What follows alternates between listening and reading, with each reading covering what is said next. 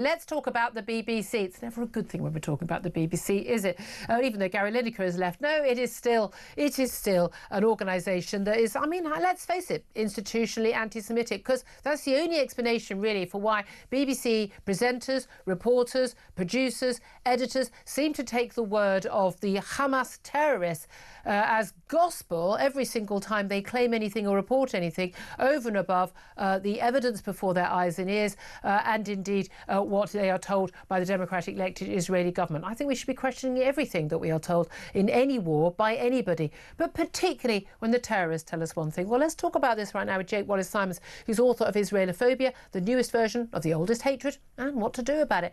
Very good morning to you, Jake. Good morning. This story is particularly in the news, and I do want you to help explain what the different sides have claimed in just a couple of moments. But this is particularly over food distribution, aid distribution in Gaza, carried out by a charity sort of basically funded and organised, set up by the Israelis, against the advice, the agreement of the UN and everyone else. And claims from Hamas, because any claim coming out of the Gaza Strip is always something authorised by Hamas. You can't get your information out otherwise, in which they have claimed that IDF soldiers opened fire on civilians going to aid, and basically, you know, a massacre or two. Who knows how many they've claimed so far. Let's have a little watch and a listen to what Caroline Leavitt, who is, of course, the White House press secretary for the US President Donald Trump, had to say yesterday when she was asked at the White House by a reporter about Israeli forces firing on Palestinians trying to get aid from the Gaza Humanitarian Foundation. The Red Cross and others were reported to have said that up to 20 people had arrived at a hospital with gunshot wounds. And she asked what was being done to address this situation. And this is what the press secretary had to say. The administration is aware of those reports, and we are currently looking into the veracity of them, because unfortunately, unlike some in the media, we don't take the word of Hamas with total truth. We like to look into it when they speak, unlike the BBC, who had multiple headlines. They wrote, Israeli tank kills 26, Israeli tank kills 21, Israeli gunfire kills 31, Red Cross says 21 people were killed in an aid incident, and then, oh wait, they had to correct and take down their entire story, saying we reviewed the footage and couldn't find any evidence. It's very, very clear that this was something that Caroline Leavitt was planning to say. But Jake Wallis Simons, take us back a little bit to these initial claims and counterclaims and where we stand and what the BBC has actually said and done. Well, from the BBC's point of view, they've just been reporting a breaking news story as they see it. Initially, the claims came out saying that an Israeli tank had killed more than 30 people. And then as more details began to emerge, that figure was downgraded. It became murky. There was a variety of conflicting sources, local sources on the ground, which read Hamas. The Red Cross got involved. And in the end, it turned out that Israel hadn't massacred anybody at all. And it was a bit of a debacle. But I think that the thing is, from the BBC's point of view, they're doing their best. They're just dealing with the information that's coming to them. But the problem is they're in the habit of taking information that comes from disreputable sources seriously. You know, there was research that was done by Andrew Fox at the Henry Jackson Society. I know he's one of your guests, regular guests here, a few months ago, which showed that only 5% of broadcasters actually cite Israeli figures. Yeah. 95% do not cite any Israeli figures at all. And that's really key, because if you're going to be believing Hamas, and of course that's very problematic in itself, but let's say you do, you also do need to be believing our democratic ally Israel. Now, of course, Israel takes a bit more time with its figures because it actually goes through the evidence and tries to get you something that's accurate rather than just pulling a figure out of the air. I mean, the fact that people believe that Hamas can come out with a figure of an exact, 31 people dead within 5 minutes. I'm always stunned by that. I mean, we have events that happen here, and even with all our CCTV and rule of law and order, it takes. I mean, we didn't know how many had been injured in the Liverpool incident for days. And nobody asks the obvious questions. That's the thing. I mean, with the Iraq war, we still don't know how many people were killed. The estimates vary within a couple of 100,000. And yet there's a strike in Gaza. There's chaos. There's war. There's blood. There's dust. There's panic. And suddenly, 31 people exactly. And no one asks why that could be the case.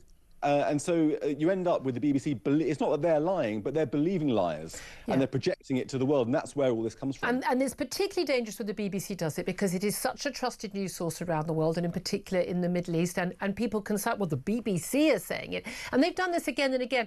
And what's interesting, they've done it again and again, despite often being shown that the information, proven that the information they've had is actually untrue. Go all the way back to, the start, when we had a claim, again, from doctors and others and humanitarian sources, that there had been a strike, an Israeli strike on a hospital. And it turned out there wasn't a strike on a hospital, it was a hospital car park, but also that it wasn't from an Israeli missile. It was actually, it looks like it was Hamas missiles that have misfired and come down. The figures are often given are very questionable. There have been plenty of videos that have come out. Again, you don't see this on the BBC or Sky or ITV, but BBC is the worst offender. We have to pay for it after all, where numerous claims have been debunked. There are videos where they literally film propaganda videos, right? Literally action, watching people running forward and claiming, they're fleeing protesters. I mean, in this particular case, there are lots of different videos. There is a video that's done the rounds claiming that, well, look, here are Hamas fighters opening fire on people. The BBC and other organisations say they debunked that and said this wasn't from near this aid distribution site in Rafah. But then the actual aid organisation themselves, this is oh God, what are they called? The Gaza Humanitarian Foundation. That they released footage, from cameras for over a 15-minute period at the time when we were told there had been this attack by IDF soldiers, showing no issue whatsoever, no gunfire, people queuing up in fairly orderly fashion to get their aid. That should have debunked those claims, shouldn't it? And yet, I don't think most people even know about that video. No, because the BBC ignored it. They didn't bother. They didn't say either, well, look, this side are claiming this, but this side is claiming this, with this evidence. Yes, exactly. And the problem is that I think with the BBC, it's not they're trying to lie. They've got confirmation bias, that in their minds, Israel is the bad guys carrying out a genocide, although they're not allowed to say that because it's not, but that's how they feel. And Hamas are the resistance. Again, they're not allowed to say it, but that's how they tend to feel. Yep. And so that confirmation bias, even if they're trying to be impartial, just comes through all the time. Whenever they make a mistake, it always falls in one direction and not in the other. But at the moment, I think it's important that people know this. We're in a propaganda tornado at the moment, coming from the other side, if I may say, call it that, which I think I should. And the reason is that Israel is close to winning. And the reason it's close to winning is that it's tackling the issue of aid. All of this propaganda is attracted to the issue of aid. And the reason is that until now, the UN has been bringing in the aid. Hamas, the UN is compromised by Hamas. Many of the UN, 1,200 of them, actually are members of Hamas or Islamic Jihad. Hamas takes the aid from the UN and then sells it, not gives it. It was given to them, but they sell it to the Palestinians, making money to pay their terrorist army. What's happening now is that Israel is saying, no more of this. We're giving the aid ourselves with the Americans for free. Gazans were filmed being astonished that actually we're getting it for free now. And Hamas has no longer got the money to pay its fighters or to maintain its control. And Hamas is panicking. That's why you're seeing demonstrations in Gaza against Hamas. That's why you're seeing armed groups now in Rafah in the south coming out against Hamas. They published a joint statement, some local families and clans, just earlier today, saying they were going to be standing against Hamas because Hamas is weakening its grip. And the reason is that Israel is cutting off its aid as well as pursuing it militarily. And there's been that's why this propaganda effort is an overdrive to stop that happening from the UN and from Hamas. And that's interesting because as soon as Israel said they didn't want, the aid coming in, they wanted to be basically in control of it themselves. Their criticisms were, I mean, thick and fast from aid organisations and from, all the usual suspects at UN and indeed our own government. I say with great shame that this is our government and the stance they're taking. This idea, but aid shouldn't be based on the war aims of getting people south. These aid distribution centres are in the south, not in the north where lots of people are. But the whole point is they do want people to move to the south. But it's not the job of a nation that has been attacked that they have to feed the opposing population. They are effectively at war with the country of Gaza, but they're offering to feed those people. I don't remember us offering to feed any of the people when we've been at war with them. But here's the thing. I put out a tweet the other day, and it was fascinating how many people didn't get the purpose of my tweet, but hey, that's Twitter for you.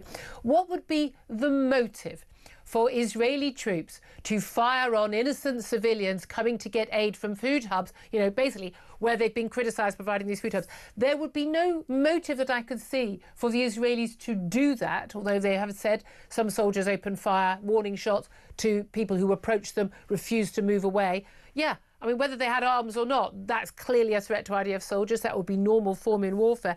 But there is a clear motive for Hamas, as you say, to make those claims. And so many of the claims don't match with each other. Doctors saying it was gunshot wounds, but the initial claim saying it was a tank firing. Well, which was it?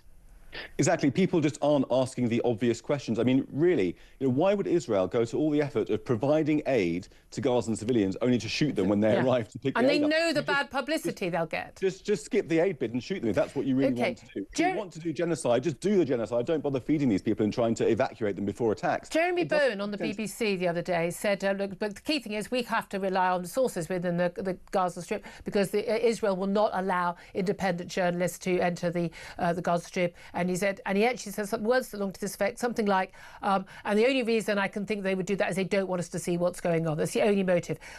Why aren't journalists allowed in the Gaza Strip?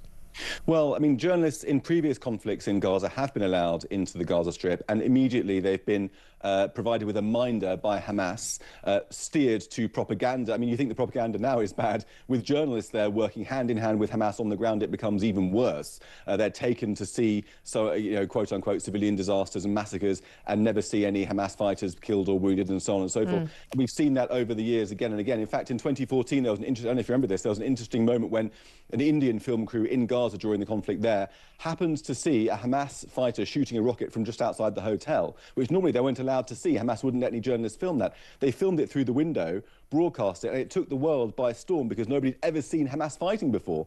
And so, you know, that's the sort of coverage we would be getting from the Strip if journalists were allowed in. And of course, Israel doesn't want to kill any journalists. Now, look, personally, I think journalists should be allowed in. I would quite like to go in and do some coverage myself, and I would like that to be the case. But I can understand why Israel feels, you know what, we're going to be screwed either way, whether we let you in or whether we don't. So why don't we just keep it this way? I'm sure you'd be taken hostage very, very quickly. That's the only other worry as well. Jake Wallis Simons, thank you so much. You've been such an important figure in covering all of this. I really appreciate you joining us.